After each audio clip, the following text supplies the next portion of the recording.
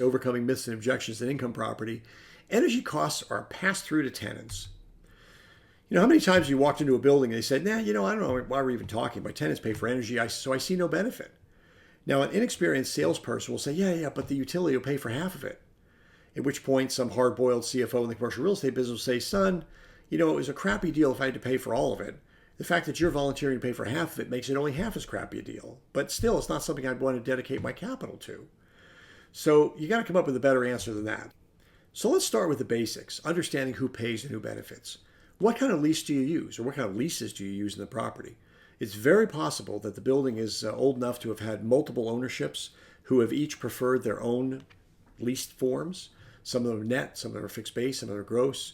Some have included certain operating expenses and other ones have not. Some may have included CapEx cost recovery or not. We'll talk about that later. But unless you understand what kind of leases are extant in the property, you'll be less well equipped to address how you can make energy efficiency work in these settings.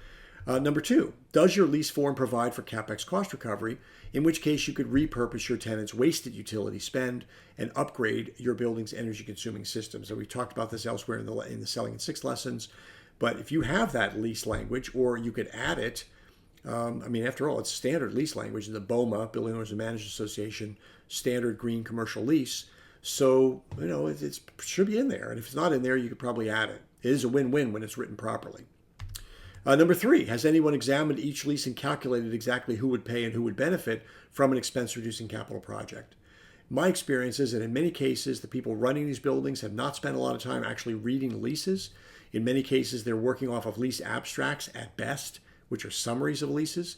The actual leases are in Iron Mountain or some other secure storage facility off-site, in which case they've never actually looked at the minutiae inside these leases as to who would pay and who would benefit from an expense-reducing capital project dealing with energy or anything else for that matter. Number four, are the tenants paying for all the energy? Only the amount they consume in their spaces? Only the amount above a certain base year or expense stop? We'll learn about expense years and base stops later on in Selling in 6. What do you really mean when you say, the tenants are paying for energy? Number five, could your fixed base leases be acting like gross leases? Let's pause that right there. A fixed base lease, it could either be an expense stop lease or a base year lease, is where the landlord agrees to accept liability for a certain amount of operating expenses each year as a condition of accepting the rent on the base rent per square foot. And the gross lease is where the landlord pays all the expenses as a condition of accepting the rent per square foot. So it's possible that the landlord's exposure to operating expenses may be so high that they would be the ultimate beneficiary of reduced energy bills. And we'll go into that in more detail when we talk about lease idiosyncrasies.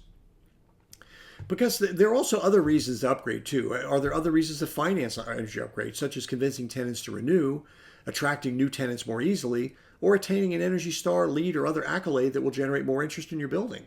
So it's possible if you're a forward-thinking landlord, you're going to say, it doesn't matter that tenants get all the savings. I need to make sure this building is positioned so that the tenants want to live here. They want to renew their existing leases. I have an easier time attracting new tenants. I can get the accolades I deserve for marketing this building.